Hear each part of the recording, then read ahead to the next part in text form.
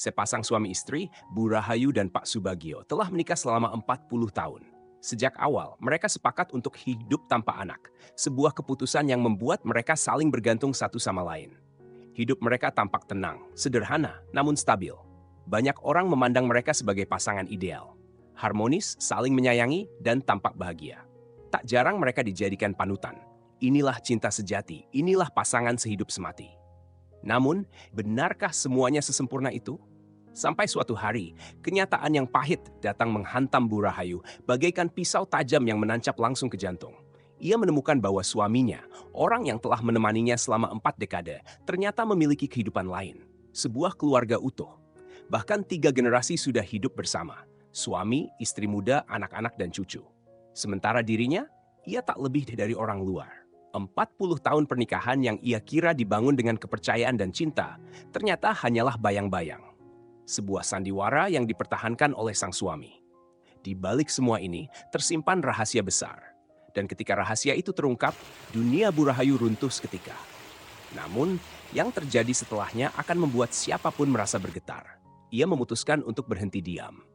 Tak lagi menahan sakit dalam senyap, ia akan membuka semua kebohongan itu ke hadapan dunia.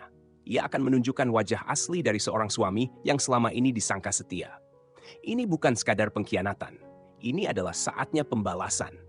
Dengan ketenangan dan kecerdasannya, Bu Rahayu membalikkan keadaan. Ia membuka topeng pernikahan palsu itu, dan untuk pertama kalinya dalam hidup, ia merasa puas, bahkan menang. Selamat datang di Cahaya Usia Tua. Hari ini, mari kita ikuti kisah seorang wanita lansia yang bijak, yang dengan pengalaman dan keteguhannya berhasil bangkit dari luka dan pengkhianatan menuju kebebasan sejati. Namaku Rahayu. Tahun ini aku berusia 60. Suamiku, Subagio, telah menemaniku selama 40 tahun. Saat kami memutuskan menikah dulu, aku tak pernah menyangka bahwa kehidupan rumah tangga akan menyimpan begitu banyak badai. Kami berdua berasal dari latar belakang yang sederhana. Pertemuan kami pun terasa seperti takdir. Kini, setelah melewati puluhan tahun suka duka bersama, aku masih ingat jelas masa-masa awal itu. Semuanya terasa seperti kemarin. Aku lahir di sebuah keluarga kelas menengah di kota Semarang. Keluarga kami hidup cukup. Namun, kedua orang tuaku tidak pernah memaksaku untuk meneruskan usaha keluarga. Sejak kecil, aku sudah percaya bahwa perempuan harus punya peran di luar rumah, punya mimpi, dan berdiri di atas kaki sendiri. Karena itu, ketika aku diterima di Universitas Diponegoro, aku mantap memilih jalanku sendiri. Setelah lulus, alih-alih kembali dan bergabung dalam bisnis keluarga, aku memutuskan bekerja sebagai pegawai di sebuah instansi pemerintah. Hidupku sederhana, tapi penuh makna. Meski demikian, orang tuaku tetap berharap aku bisa menikah dengan pria yang baik dan mapan. Namun, saat itu aku tidak terburu-buru. Sampai aku bertemu dengannya, Subagio. Ia berasal dari desa kecil di daerah Blora. Kehidupannya jauh dari kemewahan. Tapi entah mengapa, ada sesuatu dalam dirinya yang membuatku tertarik. Ia tidak seperti pria-pria kota yang penuh basa-basi.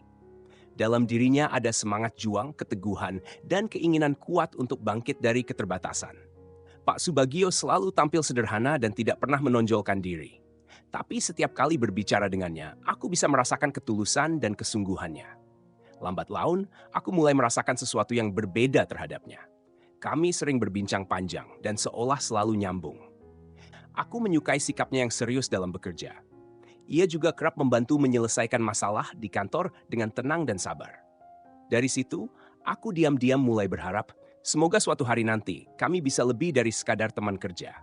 Kami saling mengenal selama 6 bulan. Sampai suatu hari, saat ada acara kumpul kantor, Pak Subagio memberanikan diri mengajakku berbincang lebih pribadi. Hari itu, kami duduk di sebuah kedai kopi di Yogyakarta. Sambil menikmati latte hangat, kami saling bercerita tentang masa lalu. Ia bercerita bahwa ia berasal dari keluarga petani di desa kecil dekat Blora. Kehidupannya dulu serba kekurangan, namun ia tak pernah menyerah untuk mengejar pendidikan. Ia bekerja keras, menapaki hidup setahap demi setahap hingga bisa berada di posisinya saat ini.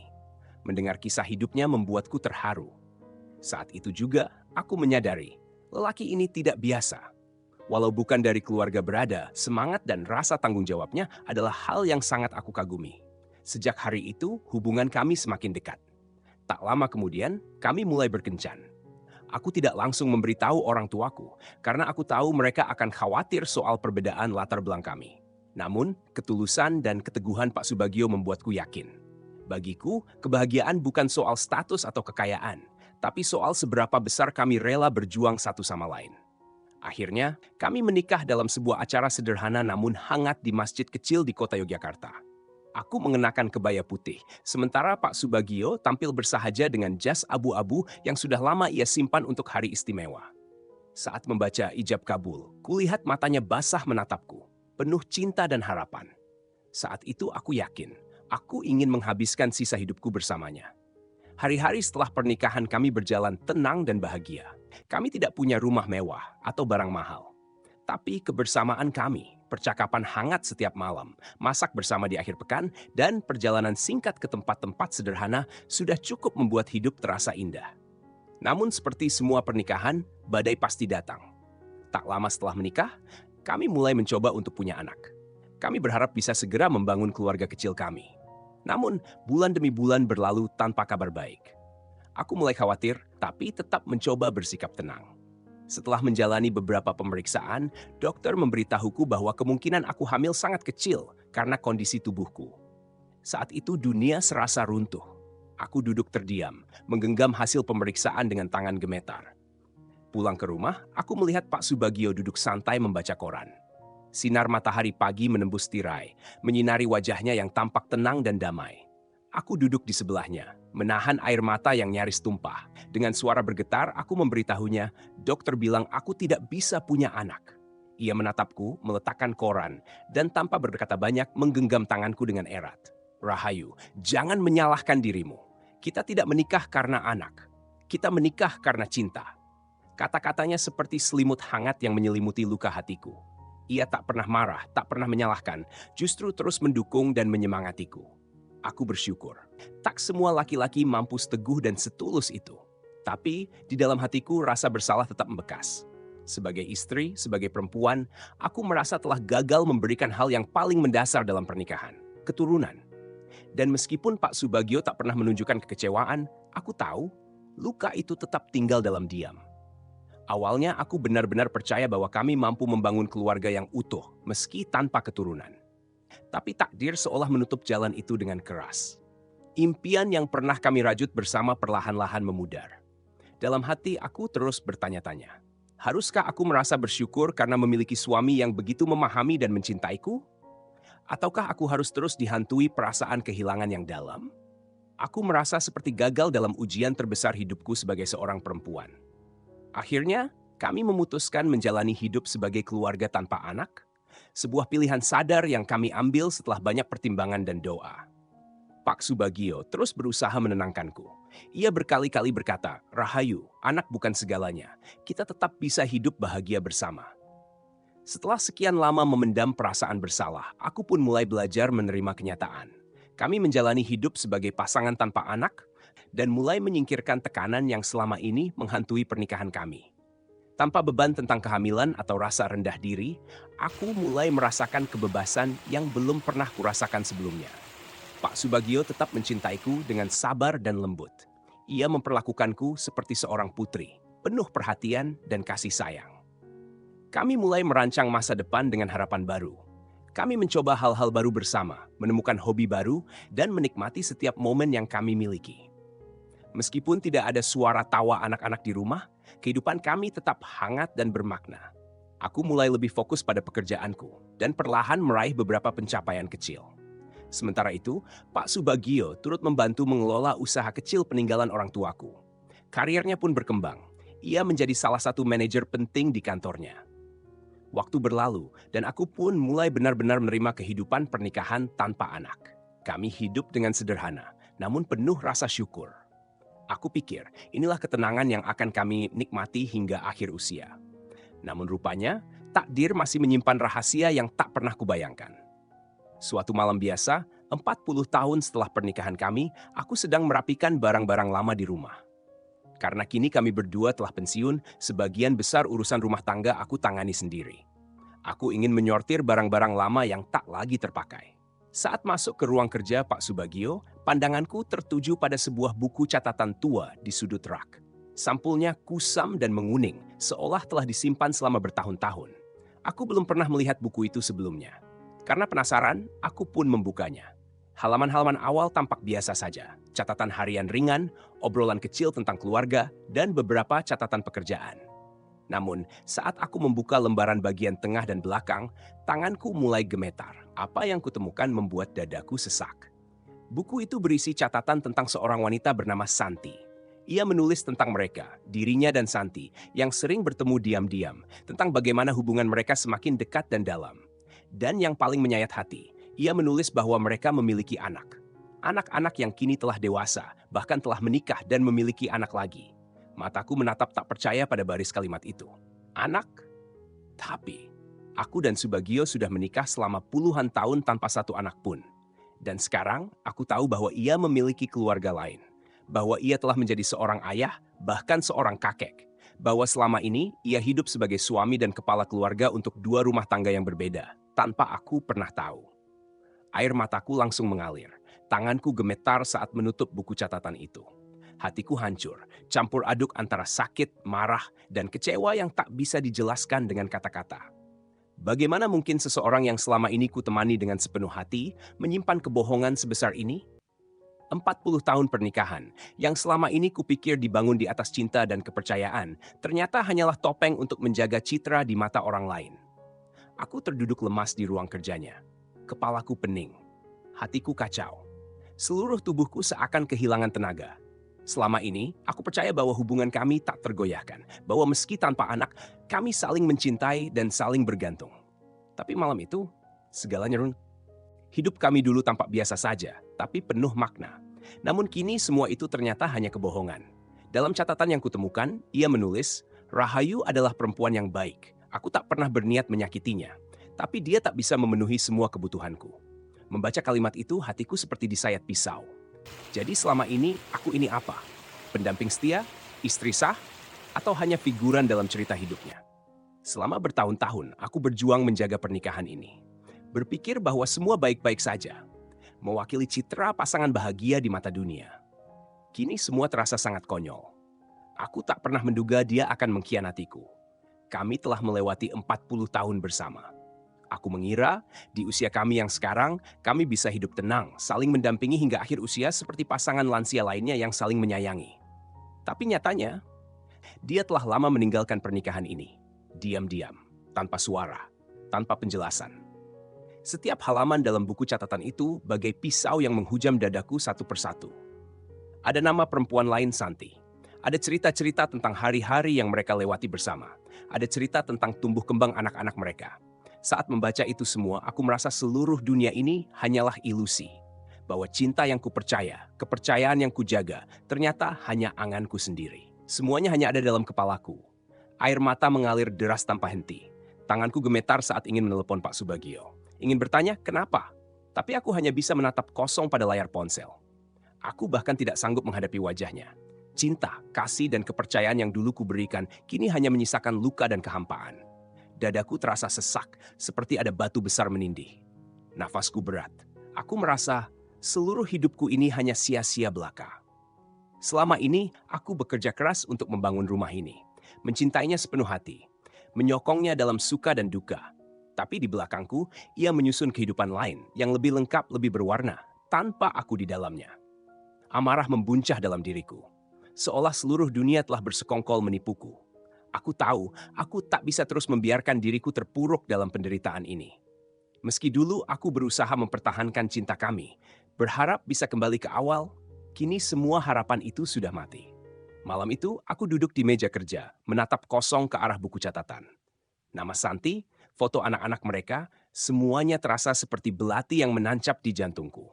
Tanganku gemetar saat menutup buku dan meletakkannya kembali ke laci. Tapi saat itu, pandanganku tertuju pada setumpuk berkas lama di sudut laci, hasil pemeriksaan medis dari beberapa tahun lalu. Di dalamnya ada dokumen pemeriksaan kesehatanku dan Pak Subagio. Aku menarik satu dokumen keluar. Aku masih ingat, ini adalah hasil pemeriksaan 20 tahun lalu, saat kami mencoba mencari tahu penyebab kami sulit punya anak. Saat kubuka dan kubaca kembali, tubuhku membeku. Laporan itu menyatakan bahwa penyebab kami tidak bisa punya anak adalah Pak Subagio, bukan aku. Dokter saat itu menjelaskan bahwa Pak Subagio mengalami gangguan kesuburan yang cukup serius. Kemungkinan besar adalah kondisi azoospermia. Selama ini, aku yang memikul beban. Aku yang menyesali diri. Aku yang merasa gagal sebagai istri. Padahal ternyata bukan aku. Seketika itu, semua luka lama kembali menganga. Seluruh rasa malu dan bersalah yang kupendam bertahun-tahun ternyata tak seharusnya kupikul sendiri. Namun, dokter itu berkata, masalah kesuburan pria adalah topik yang sangat sensitif. Dulu dokter menyarankan agar aku tidak memberitahu Subagio. Masalah seperti ini sangat memukul harga diri laki-laki. Ed katanya saat itu dengan lembut. Mungkin lebih baik disimpan saja. Dan aku menuruti saran itu. Aku memilih diam. Menanggung semua rasa bersalah demi menjaga harga diri suamiku. Aku ingat saat itu dokter hanya memanggilku seorang diri setelah hasil keluar. Ia berbicara pelan, berhati-hati. Ia tahu ini bukan kabar yang bisa sembarangan. Dan aku mengangguk. Aku memutuskan untuk memendamnya, untuk melindungi perasaannya, untuk menjaga harga dirinya. Aku memilih menanggung rasa bersalah itu sendirian. Setiap kali aku menangis karena tak bisa hamil, aku tidak pernah menyalahkannya. Aku justru menyalahkan diriku sendiri. Aku berdoa agar diberi kesempatan, bukan untuk membuktikan apa-apa, tapi agar aku bisa menggantikan kekurangannya tanpa dia sadari. Tapi sekarang aku tahu dia punya anak. Anak-anak yang sudah besar. Anak-anak yang tidak pernah lahir dari rahimku, tapi dari perempuan lain. Jadi selama ini, ia tahu bahwa ia bisa punya anak? Atau semua yang ku tahu selama ini hanyalah manipulasi? Apakah ia pernah diam-diam menjalani pengobatan tanpa sepengetahuanku?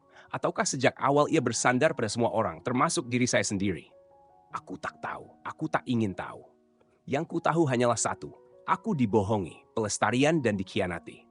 Tangisku pecah, bukan hanya karena rasa sakit, tapi karena rasa bodoh.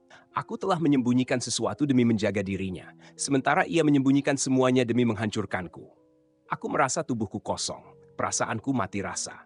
Tapi di tengah kehancuran itu, satu perasaan mulai tumbuh, perlahan tapi kuat, amarah. Amarah yang tak lagi bisa dibendung, amarah yang lahir dari puluhan tahun pengorbanan yang tidak dimaafkan. Dari luka yang kupendam sendirian. Dari kenyataan bahwa selama ini, aku percaya pada cinta yang tidak pernah benar-benar ada. Aku harus bangkit. Aku harus merebut kembali martabat yang selama ini dirampas dariku. Tidak akan kubiarkan diriku terus disalahkan atas sesuatu yang bahkan bukan kesalahanku. Tidak akan kubiarkan pengkhianatan ini berakhir tanpa perhitungan. Dulu mungkin aku terlalu mencintainya, terlalu percaya, terlalu setia. Tapi tidak sekarang, tidak lagi. Aku menarik napas panjang. Kali ini aku sudah tenang. Bukan karena menyerah, tapi karena aku telah mengambil keputusan. Aku akan berdiri, aku akan bersuara, aku akan menuntut keadilan atas seluruh pengorbananku. Aku bukan lagi istri yang bisa ia kendalikan. Laporan medis itu kuku kembalikan ke laci. Tapi kali ini bukan karena ingin menyimpannya, melainkan sebagai pengingat bahwa aku pernah membiarkan diriku dipermalukan atas sesuatu yang bukan salahku. Tapi sekarang, api pembalasan telah menyala. Pak Subagio harus tahu pengkhianatan ada harganya. Dan dia tidak akan bisa lari darinya. Aku tak tahu bagaimana hari esok akan berjalan. Tapi satu hal pasti, aku tidak akan lagi menjadi istri yang hanya tahu diam dan menerima. Aku akan memperjuangkan hidupku sendiri. Hari itu adalah hari ulang tahun ke-65 Pak Subagio. Perayaan diselenggarakan di sebuah hotel mewah di pusat kota Yogyakarta. Dekorasi elegan, bunga segar di setiap sudut ruangan, lampu kristal menggantung berkilauan. Tamu-tamu datang dengan pakaian terbaik, suasana tampak hangat dan penuh hormat. Semua detail mencerminkan kemewahan dan kehormatan. Tapi bagiku, itu hanyalah panggung. Panggung untuk kebenaran yang akan segera dibuka. Aku berdiri di tengah keramaian, mengenakan gaun malam yang anggun. Lebih mewah dari biasanya, lebih tegas. Senyumku dingin, tenang, dan berjarak. Aku ingin semua orang tahu, malam ini aku bukan lagi Bu Rahayu yang mereka kenal. Bersama Pak Subagio, aku masih tersenyum pada para tamu. Masih terlihat sebagai pasangan suami istri yang serasi. Tapi di balik senyumku, ada badai yang sebentar lagi akan meledak. Pesta mencapai puncaknya. Para tamu mulai berdiri, mengangkat gelas, dan menyanyikan lagu ulang tahun untuk Pak Subagio. Saat itulah aku maju ke depan panggung. Dengan senyum yang tetap melekat di wajah, aku mengambil mikrofon. Suasana mendadak sunyi. Semua mata tertuju padaku. Aku berkata, "Terima kasih atas kehadiran Bapak dan Ibu sekalian malam ini untuk merayakan ulang tahun Pak Subagio." Aku berhenti sejenak. Jantungku berdetak stabil. Malam ini adalah malamku, malam di mana aku merebut kembali kendaliku. Aku tersenyum lebih lebar. Hari ini, aku telah menyiapkan kejutan istimewa untuk suamiku tercinta. Semua orang masih tersenyum, mengira akan ada hadiah mewah atau ucapan haru. Tapi tak seorang pun menyangka bahwa kejutan ini akan menjadi akhir dari semua kebohongan. Semua mata langsung tertuju padaku. Sorot tatapan mereka seperti cahaya yang menyorot tajam ke satu titik aku. Aku menoleh ke arah Pak Subagio dan tersenyum tipis. Tapi dia tak menangkap makna di balik senyumku. Wajahnya tetap tenang, seolah malam itu hanyalah momen kejayaan lain dalam hidupnya. Lalu aku memberi isyarat pada panitia acara. Tirai panggung perlahan terbuka. Aku menarik napas dalam, lalu berkata dengan suara tenang, "Izinkan saya memperkenalkan seorang sahabat lama dari Pak Subagio, Ibu Santi." Tepuk tangan kecil terdengar. Namun suasana berubah saat Santi melangkah naik ke panggung, bersama dua anak laki-laki. Anak-anak itu berdiri di sampingku. Tenang, percaya diri. Wajah mereka sangat mirip dengan Pak Subagio, terlalu mirip untuk disebut kebetulan. Aku melanjutkan, kali ini tanpa senyum. Mereka adalah anak-anak biologis Pak Subagio. Suasana langsung membeku. Beberapa tamu ternganga. Sebagian lain mulai berbisik pelan, menoleh ke kanan kiri seolah tak percaya pada apa yang mereka dengar.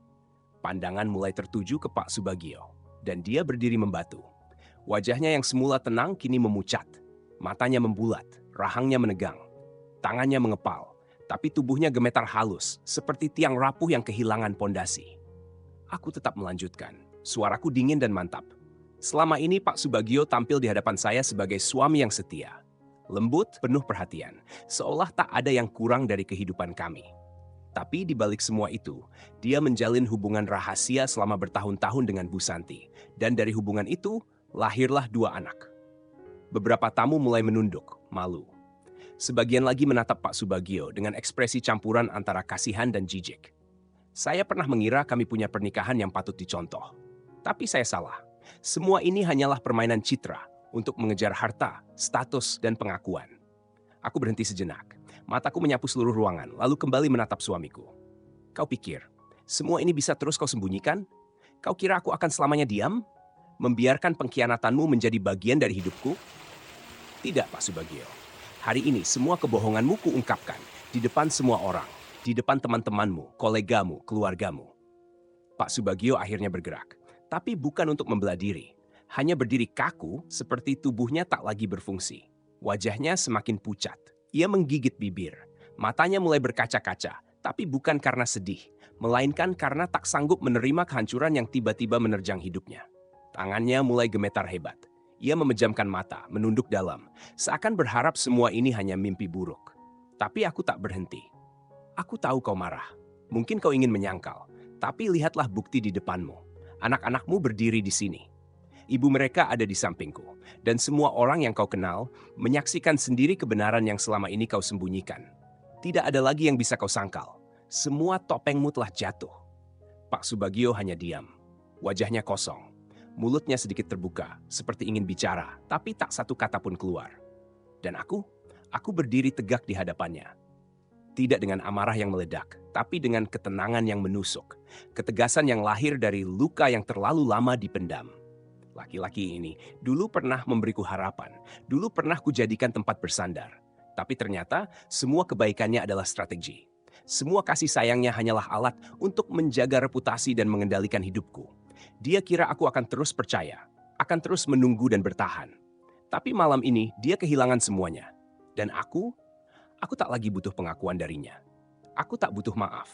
Karena hari ini aku telah mengambil kembali kendali hidupku. Saat suasana pesta mencapai puncaknya, aku kembali berdiri di depan para tamu. Di tanganku ada satu dokumen yang selama puluhan tahun kusimpan rapat-rapat.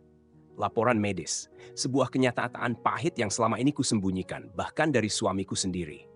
Laporan ini belum pernah dilihat oleh siapapun, bahkan oleh Pak Subagio sendiri. Aku menyembunyikannya bukan karena takut, tetapi karena aku dulu ingin melindungi harga dirinya. Aku memilih diam karena kupikir cinta membutuhkan pengorbanan. Kini aku tahu aku hanya menipu diriku sendiri. Aku menatapnya lurus-lurus. Dalam diam, aku merasa seluruh penonton menahan napas. Lalu dengan suara tenang namun tajam aku berkata, "Pak Subagio, kau pasti belum pernah membaca laporan ini bukan?" Aku mengangkat dokumen itu. Di bawah cahaya lampu kristal, kertasnya berkilau tajam, seperti pedang yang siap menebas topengnya. Kau selalu mengira bahwa aku yang tidak bisa hamil. Tapi malam ini, biar semua orang tahu kenyataannya. Bukan aku yang tidak bisa punya anak, kaulah yang tidak subur. Wajah Pak Subagio langsung pucat, matanya membesar, tubuhnya sedikit mundur. Ia tergagap. Apa maksudmu? Itu tidak mungkin. Aku tak menjawab, hanya melanjutkan dengan nada dingin. Hasil pemeriksaan kita setelah menikah menyatakan dengan jelas, kau mengidap azoospermia. Selama ini aku menanggung beban. Aku yang disalahkan. Aku yang mengira diriku gagal sebagai perempuan. Padahal, kenyataannya berbeda. Ia terdiam. Tangannya mulai gemetar, tapi aku belum selesai. Dan satu hal lagi, aku berkata, mataku menatap Karabu Santi dan dua anak di sampingnya. Anak-anak itu bukan anak kandungmu. Ruangan kembali terdiam. Pak Subagio mematung, wajahnya semakin pucat. Ia tampak bingung, seolah dunia yang ia bangun selama ini runtuh hanya dalam satu kalimat. Lalu, dengan nada putus asa yang bercampur marah, ia menggertak. Kau bohong! Mereka anakku! Aku tahu mereka darah dagingku. Aku tersenyum, tapi bukan senyum ramah, melainkan senyum pahit yang penuh luka. Pak Subagio, kebohongan bisa kau bangun selama puluhan tahun, tapi kebenaran tak bisa kau sembunyikan selamanya. Masalahnya, kau tak pernah punya keberanian untuk melihat dirimu sendiri dengan jujur. Kemarahan meledak dari dirinya. Ia membentakku. Kau berani sekali mempermalukanku seperti ini? Kau tak tahu siapa aku. Justru karena aku tahu siapa kau, makanya aku berdiri di sini malam ini, jawabku tajam. Kau selalu ingin terlihat sempurna, tapi di balik semua itu, kau hanya mementingkan dirimu sendiri. Kau menjadikanku alat. Kau bilang mencintaiku, tapi berselingkuh bertahun-tahun. Kau menjanjikan rumah tangga bahagia, tapi diam-diam membangun kehidupan lain. Ia kembali berteriak, aku telah bekerja keras demi keluarga ini. Kau tidak tahu betapa beratnya semua yang kulalui. Aku mendekat satu langkah, menatapnya dengan dingin, setenang air yang menyimpan badai. Berat? Berat karena apa? Karena harus menyembunyikan kebenaran dari istrimu? Karena harus berbohong setiap hari agar bisa menjaga reputasimu? Kau kira memberikan uang dan rumah bisa menggantikan rasa sakit yang kutanggung? Kau salah besar. Kau bukan berkorban. Kau hanya berinvestasi untuk dirimu sendiri. Suara kami memantul di antara dinding hotel mewah itu. Para tamu kini tak tahu harus bereaksi bagaimana. Beberapa menunduk, beberapa menggeleng pelan. Tapi tak ada yang berani menyela. Pak Subagio berdiri gemetar. Wajahnya penuh amarah dan rasa malu. Aku sudah memberikan segalanya, katanya. Suaranya kini hampir serak. Apa yang kau berikan? Tanyaku tajam. Yang kau berikan hanyalah ilusi. Yang kau ambil dariku adalah seluruh hidupku. Aku yang menanggung rasa bersalah. Aku yang dicerca dalam diam. Tapi hari ini semua topengmu jatuh dan semua orang tahu siapa kau sebenarnya. Kau tak bisa lagi lari dari semuanya. Aku berbalik, menatap para tamu yang masih terpaku dalam diam. Dengan suara tenang tapi tegas, aku berkata, terima kasih atas kehadiran Anda malam ini. Tapi mulai detik ini, aku tak lagi butuh siapapun menutupi aib yang bukan milikku. Pernikahan kami tidak lagi memiliki makna. Aku menatap Pak Subagio untuk terakhir kalinya. Terima kasih untuk kehangatan sesaat yang pernah kau beri. Tapi kini aku tak membutuhkannya lagi.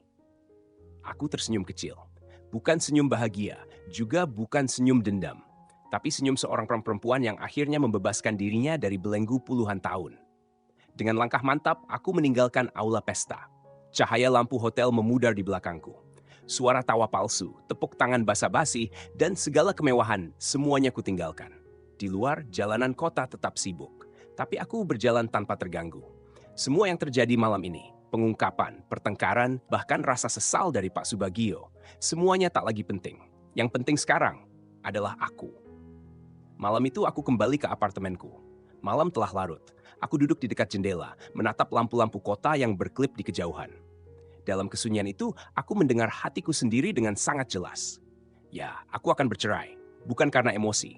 Tapi karena akhirnya aku sadar, aku harus benar-benar keluar dari pernikahan yang telah lama hancur. Keesokan paginya, aku membuat janji dengan seorang pengacara. Keputusanku tak membuatku sedih. Justru sebaliknya, aku merasa lega. Selama puluhan tahun, aku hidup di bawah bayang-bayang Pak Subagio. Bergantung pada cintanya, bahkan saat cinta itu berubah menjadi bayangan kosong. Tapi sekarang aku tahu, aku tidak butuh siapapun untuk menjadi utuh. Apalagi seorang pria yang mengkhianatiku selama bertahun-tahun. Aku menelepon Pak Subagio. Suaraku tenang, mantap. Kita perlu bicara, kataku. Di ujung sana aku bisa merasakan nada gugupnya. Rahayu, apa maksudmu? Kau ingin mengakhiri semuanya? Ya, jawabku tanpa ragu. Aku sudah memutuskan. Aku tak ingin melanjutkan pernikahan ini. Kau sudah menghancurkan kepercayaan di antara kita. Ada keheningan sejenak. Lalu ia berkata pelan, "Kau sungguh-sungguh?" "Ini bukan soal keras hati," jawabku. "Ini soal membuka mata. Kau pikir aku tak tahu apa yang selama ini kau lakukan? Kau tak pantas lagi menjadi suamiku." Suaranya mulai terdengar emosi, nyaris putus asa. "Aku salah, aku mengaku salah. Tapi kumohon, aku mencintaimu." Aku tertawa pelan. "Cinta? Cintamu tidak lebih dari kebohongan yang kau balut dengan perhatian palsu. Aku sudah tak bisa lagi percaya." Hari-hari berikutnya, ia menjadi semakin gelisah. Mengirim pesan, menelepon tanpa henti, bahkan berdiri di depan rumahku, memohon kesempatan kedua. Tapi aku tak menggubris. Hatiku telah mantap. Aku menyerahkan berkas perceraian ke pengacara. Proses hukum pun dimulai. Pak Subagio pun akhirnya menyewa pengacara sendiri. Tapi itu tak lagi berarti bagiku. Apapun sikapnya, keputusanku tak akan berubah. Selama bertahun-tahun, aku menahan luka, mengalah, dan mencoba percaya. Kini aku sadar, bahagia itu harus diperjuangkan. Dan meninggalkan Pak Subagio adalah langkah pertama untuk masa depan yang lebih baik.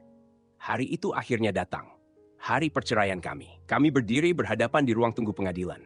Pak Subagio menatapku, seolah berharap aku masih menyimpan amarah.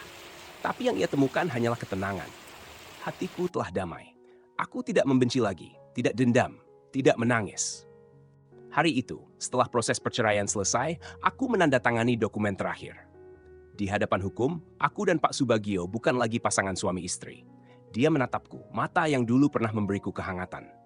Tapi kali ini, sorot matanya dipenuhi perasaan yang rumit. Ada penyesalan, ada amarah, dan ada ketidakrelaan. Dengan suara pelan, ia berkata, "Rahayu, aku tahu kau sudah tak butuh aku. Tapi, benarkah kau tak bisa memberiku satu kesempatan terakhir?" Aku menatapnya. Diam. Bukan karena ragu, tapi karena aku tahu, aku tidak sedang meninggalkan dia. Aku sedang kembali kepada diriku sendiri. Perceraian ini bukanlah akhir, tapi awal dari hidup yang benar-benar kupilih sendiri. Aku melangkah keluar dari pengadilan, meninggalkan rumah, meninggalkan semua kenangan semu. Dan hidup baru pun dimulai. Beberapa minggu setelahnya, aku meminta pengacara menyelidiki lebih lanjut sesuatu yang sejak awal mengusik hatiku. Bagaimana pria yang divonis tidak subur bisa memiliki 2 anak? Lalu kenyataan itu pun terkuak. Anak-anak itu bukan anak kandung Pak Subagio. Mereka adalah anak Bu Santi dengan pria lain. Pak Subagio tidak pernah tahu. Dia percaya mereka darah dagingnya sendiri. Dia hidup dalam keyakinan palsu, sebuah ilusi yang ia bangun untuk menjaga harga dirinya. Mungkin dia memang mencintaiku. Tapi ia lebih mencintai citranya sendiri. Ia takut menjadi laki-laki yang kurang sempurna di mata dunia. Maka ia menciptakan kebohongan, bahkan terhadap dirinya sendiri. Dan aku pernah diam untuk menjaga martabatnya. Tapi sekarang, aku tak ingin lagi menjaga kebohongan siapapun. Bulan-bulan setelah perceraian, aku mulai menjalin pertemanan dengan banyak perempuan yang sepemikiran. Kami minum teh bersama, berbincang tentang kehidupan, berbagi mimpi dan pengalaman. Tanpa belenggu pernikahan yang dulu mengekang, hatiku terasa lebih lapang. Aku mulai menerima banyak sudut pandang baru dalam hidup. Aku pun mengikuti pelatihan kepemimpinan perempuan, di mana aku bertemu dengan banyak wanita luar biasa. Mereka berani, percaya diri, dan penuh kekuatan. Cerita-cerita mereka menginspirasi aku, mendorongku untuk lebih teguh menjalani misi, memberdayakan perempuan lain. Kini aku bukan hanya perempuan yang pernah terluka. Aku adalah perempuan yang bangkit, yang memilih untuk hidup dengan jujur dan bebas. Aku tak lagi terjebak dalam luka masa lalu. Sebaliknya, aku sedang membangun diriku yang baru, lebih utuh, lebih mandiri, dan lebih bahagia. Aku tak lagi hidup di bawah bayang-bayang Pak Subagio, tak lagi dibatasi janji-janji kosong. Kini aku tahu caranya mencintai diri sendiri, dengan memberi ruang bagi diriku untuk tumbuh dan bahagia. Aku mulai mengembangkan minat, hobi, melakukan hal-hal yang membuat hatiku berbunga.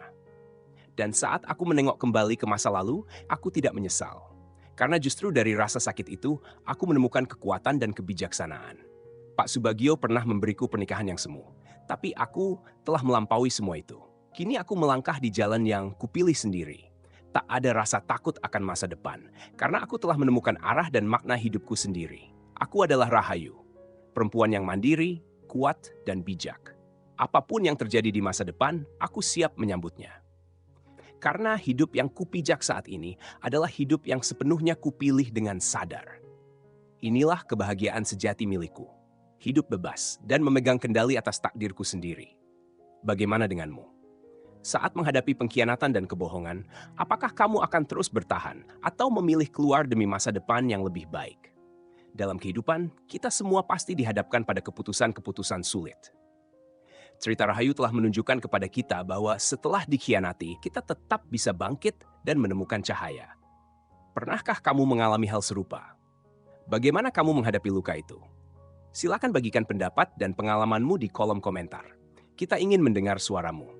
Jika kisah ini menyentuhmu, jangan lupa untuk subscribe dan bagikan video ini kepada lebih banyak orang yang juga sedang butuh kekuatan dan harapan. Bersama-sama, kita bisa belajar dan tumbuh dari kisah nyata kehidupan. Mari kita lanjutkan diskusi di komentar dan saling menguatkan.